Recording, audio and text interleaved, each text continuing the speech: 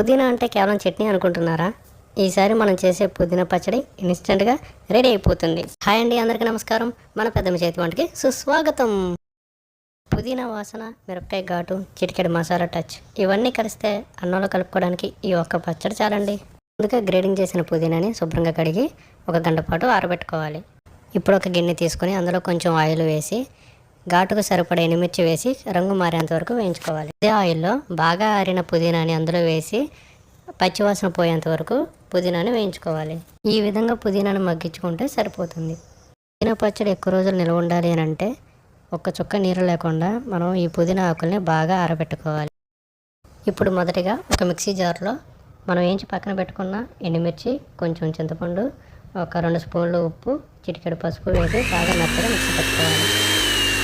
ఇప్పుడు అదే మిక్సీ జార్లో పుదీనాను కూడా వేసి కచ్చాబెచ్చాగా గ్రైండ్ చేసుకోవాలి.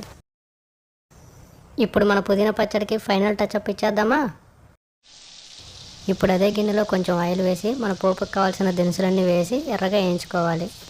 పోపు దినుసులు ఎర్రగా వేగిన తర్వాత మనం మిక్సీలో గ్రైండ్ చేసి పక్కన పెట్టుకున్న పుదీనాని ఇందులో యాడ్ చేసుకొని కొంచెం సేపు మగ్గనివ్వాలి. అంతే అండి, అందరికీ ఎంతో ఇష్టమైన మన పుదీనా పచ్చడి రెడీ. ఈరోజు మీ అందరి కోసం ఒక చిన్న టిప్. పుదీనాను ఎక్కువసేపు వేయించొద్దు, లైట్గా వేయిస్తేనే మంచి వాసన అండ్ టేస్ట్ కూడా.